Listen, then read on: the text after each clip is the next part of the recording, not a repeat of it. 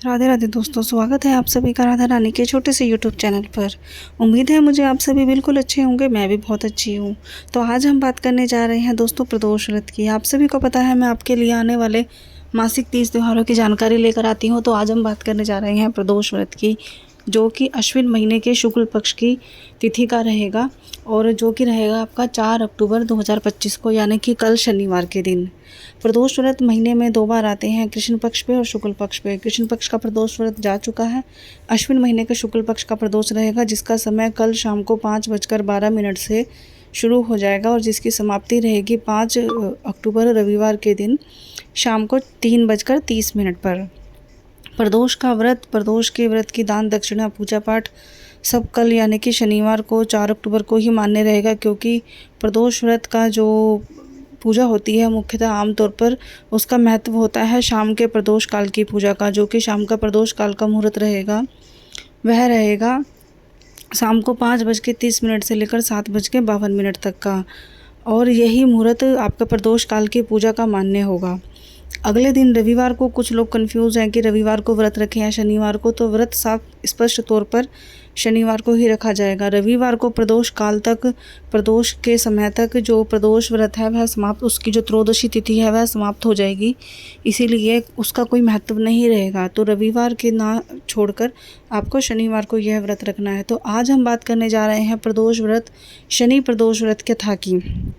तो अपनी वीडियो को ज़्यादा लंबा ना करते हुए सीधा चलते हैं अपनी वीडियो की तरफ। लेकिन अगर आप मेरे चैनल पर पहली बार आए हैं तो मेरे चैनल को सब्सक्राइब कीजिएगा और मेरी वीडियो को लाइक कीजिएगा। वीडियो को एंड तक ज़रूर देखिएगा, क्योंकि मैं आपको बताने वाली हूँ प्रदोष व्रत के कुछ उपाय और कुछ नियम जो कि प्रदोष व्रत करने के लिए आवश्यक होते हैं। तो सबसे पहले तो दोस्तों हम बात करते हैं कथा की। एक अंबापुर नाम के गांव में एक ब्राह्मणी रहती थी। ब्राह्मणी का जो पति था, यानी कि ब्राह्मण, उसका देहांत हो चुका था। ब्राह्मणी के 2 पुत्र थे। वह अपना जीवन बड़े ही मुश्किल से गुजर कर रही थी। बस सुबह शाम का खाना भिक्षा मांगकर पूरा कर लेती थी। उसके पास खाने को इतना अन्न नहीं था। एक दिन वह शिडालू नाम के ऋषि के पास गई और उन्होंने बताया ऋषि से कि मेरी हालत बहुत बुरी है और किस प्रकार से हम अपनी गरीबी और अपनी दरिद्रता को दूर कर सकते हैं। हमारे साथ कोई सहारा भी नहीं है और मेरे बच्चे भी छोटे हैं। तो ऋषि ने बोला कि अवश्य तुम्हें अपनी दरिद्रता, गरीबी और अपनी परेशानी को दूर करने के लिए देवों के देव महादेव के नाम का त्रयोदशी यानी कि प्रदोष के व्रत करने चाहिए। प्रदोष के व्रत महादेव को बहुत प्रिय हैं और प्रदोष के व्रत कर कर आप अपनी आर्थिक स्थिति सुधार सकते हो, घर में लक्ष्मी की बरकत कर सकते हो, अपनी शारीरिक बीमारी दूर कर सकते हो। आप जो चाहे संतान की प्राप्ति आपको हो सकती है।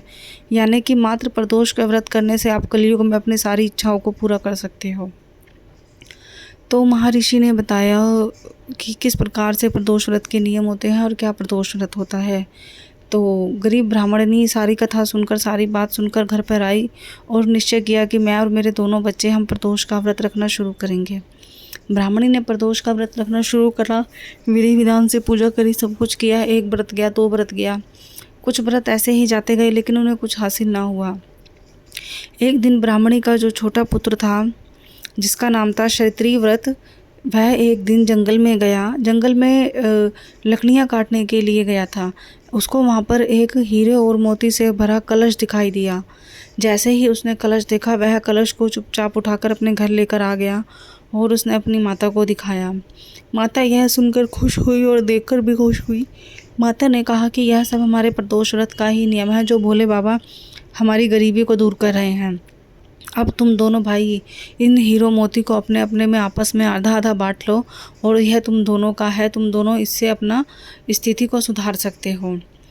तो छोटा भाई बहुत ही खुश हुआ, लेकिन बड़ा भाई खुश नहीं हुआ और उसने कहा नहीं, मैं यह चीज़ें नहीं लूँगा, यह मेरे भाई को मिली है जंगल में और उसका इकलौता हकदार वो ही है, इसमें मेरा कोई हक नहीं है। अगर भगवान भोलेनाथ ने चाहा तो मुझे मेरे हिस्से का मिलेगा और इसको इसके हिस्से का मिल चुका है। यह कहकर ब्राह्मणी का जो बड़ा पुत्र था, जिसका नाम था धर्मराज, वह भगवान भोलेनाथ की भक्ति में लीन हो गया। वह भगवान भोलेनाथ का बहुत ही परम भक्त था। वह हर महीने के कृष्ण पक्ष की अष्टमी, मासिक शिवरात्रि और त्रयोदशी के व्रत रखता था। वह विधि विधान से भगवान भोलेनाथ की सेवा करता था। एक दिन वह भी जंगल में गया और जंगल में उसको गंधर्व नाम की राजा की पुत्री अंशुमान से मुलाकात हुई। वह दोनों एक दूसरे को देखकर एक दूसरे के ऊपर मोहित हो गए। राजा की पुत्री ने अपनी अन्य सखियों को भेज दिया बाहर जंगल में, यह कहकर कि तुम दूसरे वन में जाओ, वहाँ से मेरे लिए फूल और फल, अच्छे अच्छे सुगंधित फूल तोड़ कर लेकर आओ, ताजे ताजे मेरे लिए फल लेकर आओ। तो सारी सखियाँ और दासी चले गए दूसरे जंगल में, और जो गरीब ब्राह्मणी का पुत्र था धर्मगुप्त और राजा की बेटी अंशुमानी जंगल में अकेले रह गए। उन दोनों को एक दूसरे से मोहब्बत होती गई और वह दोनों एक दूसरे के करीब आते गए। राजा की बेटी ने धर्मगुप्त के गले में मोतियों की माला डालकर उसको अपना स्वयंवर के रूप में चुन लिया था। धर्मगुप्त ने बोला कि तुम मुझे पति चुन रही हो, लेकिन मैं बहुत ही निर्धन हूँ, मैं बहुत गरीब हूँ, शायद मैं तुम्हारा लालन पोषण भी सही से ना कर पाऊँ। तो राजा की पुत्री बोली, जैसे हाल में तुम मुझे रखोगे मैं उसी हाल में रहने को तैयार हूँ। यह सुनकर वह दोनों अपने अपने घर चले गए, राजा की पुत्री अपने महल में और धर्मगुप्त अपनी माँ के पास। लेकिन उसने अपने घर जाकर माँ और बहन को सारी आबिती बताई। उसकी माँ ने कहा कि बेटा तुम्हें एक बार उनसे अवश्य ही मिलना चाहिए। कुछ दिनों बाद वह दोबारा जंगल में गया और वहाँ पर उसको दोबारा वही मिली।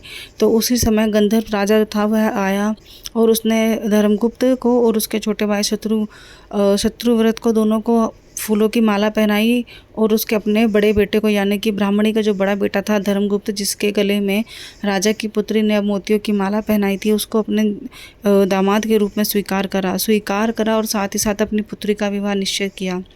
विवाह में उसने अपनी पुत्री को खूब दान दहेज दिया, खूब सेना दी, जिसके बल पर उसने अपना जो पुराना खोया हुआ राज्य था वह वापस हासिल कर लिया और वह एक नगर का राजा बन चुका था।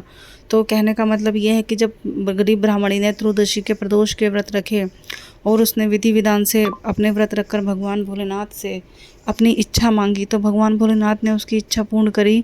दोनों ही पुत्रों को उनके हक का सोना चांदी, उनके हक की स्थिति सुधारने के लिए धन दौलत दी, और दोनों ही पुत्र एक बहुत बड़े नगर के राजा बन चुके थे।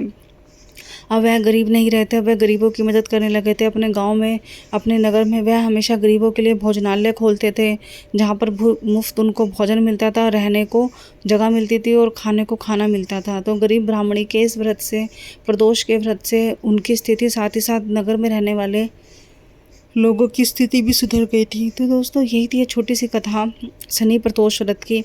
अब मैं आपको बता देती हूँ कि शनि जो ये प्रदोष व्रत का नियम होते हैं, प्रदोष व्रत के दिन आपको अन्न ग्रहण करना होता है लेकिन नमक नहीं खाना होता है। प्रदोष व्रत के दिन महिलाएं खासकर ध्यान दें कि अपने बालों को धोएं, नहाएं धोएं, स्नान करें, लेकिन बालों से पानी टपकने ना दें। जब आपके बालों से पानी टपकना बंद हो जाए तब आप भगवान भोलेनाथ की भक्ति करें।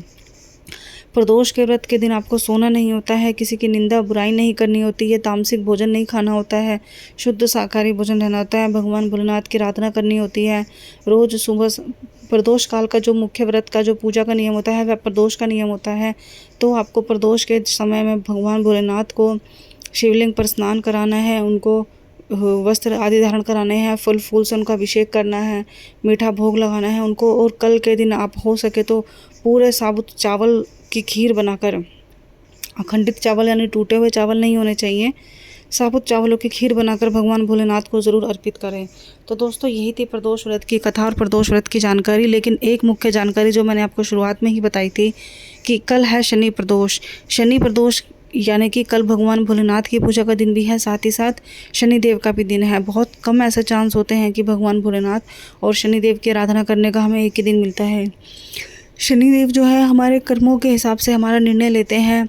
शनिदेव की एक अदालत होती है जहाँ पे सभी का लेखा जोखा, सभी के कर्मों का लेखा जोखा लिखा होता है और उसके बाद उनको सज़ा और फल और जुर्म और कार्यवाही मिलती है। तो शनिदेव की आपको आराधना करनी है कल के दिन प्रदोष के समय भी। तो सबसे पहले जैसे आप भगवान भोलेनाथ की पूजा करेंगे वैसे ही आप शनिदेव की पूजा कीजिए। शनिदेव को प्रदोष काल के समय आपको एक सरसों के दीपक जलाना है, उनके आगे काले तिल लगाकर, और ऐसे ही काले तिल डालकर एक दीपक आपको पीपल के पेड़ के आगे जलाना है। इसके बाद शनिदेव को आपको काली चीज़ें जैसे काले चने, काली मूंग, काले तिल, काला कपड़ा और काली चीज़ें आपको शनिदेव को अर्पित करनी है। उनको काली चीज़ें बहुत पसंद होती हैं। जितना आप उनको काली चीज़ें दान करते हो उतना ही आपके ऊपर से शनि का जो भार होता है वो कम होता है और शनिदेव की जो दृष्टि आपके ऊपर अच्छी होती है। साथ ही साथ दोस्तों कल शनिदेव का भी वार है और भोलेनाथ का भी है, तो जिनके भी घर में शमी का पौधा हो, शनिदेव और भगवान भोलेनाथ दोनों को ही शमी का पौधा बहुत ही प्रिय है और वह पौधा उन दोनों के बहुत ही करीब है। तो कल आप किसी भी समय बन पड़े तो शमी के पत्ते की एक माला बनाकर भगवान भोलेनाथ के शिवलिंग पर अर्पित करें और वैसे ही एक माला भगवान शनिदेव के गले में उनको पहनाएं। तो यही जो है कल के उपाय हैं। कल के इस तरह के उपाय अगर आप करते रहेंगे तो आपके जीवन की समस्या दूर होती रहेंगी। साथ ही साथ प्रदोष काल में ज़रूर आप पूजा कीजिएगा। प्रदोष काल में शनिदेव के साथ साथ आप भगवान भोलेनाथ को गन्ने का रस ज़रूर चढ़ाइए। गन्ने के रस में मिठास होती है और ऐसा कहा जाता है कि जितना हम भगवान भोलेनाथ को गन्ने का रस चढ़ाते हैं उतना ही हमारी आर्थिक स्थिति सुधरती है।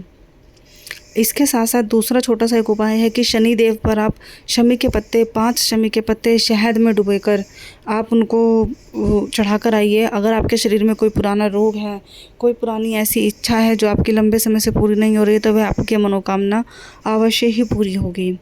तो दोस्तों देखो, ज़्यादा जो उपाय होते हैं, जो ये पूजा पाठ होती हैं, हमारे जीवन की परेशानियों को काफ़ी दूर तक हल कर देते हैं। मैंने आपको शुरुआत में ही बताया था कि मैं वीडियो के अंत में कुछ उपाय आपको बताऊंगी, जो कि उपाय मैं बता चुकी हूँ।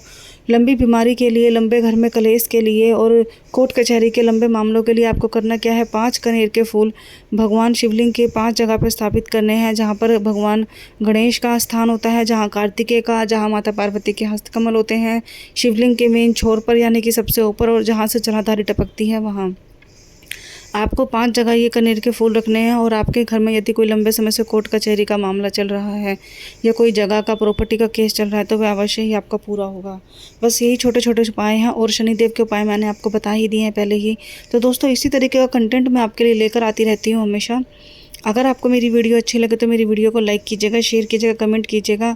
आज हमने बात करी है शनि प्रदोष व्रत की। ऐसे ही अक्टूबर के महीने में हमारे हिंदू सनातन धर्म के सारे ही त्यौहार लगभग समाप्ति की छोर पर चले जाएंगे। आज 3 अक्टूबर है, दशहरा हमने बना लिया है, नवरात्रि ख़त्म हो चुके हैं, शनि प्रदोष व्रत, फिर आएगी पूर्णिमा, करवा चौथ।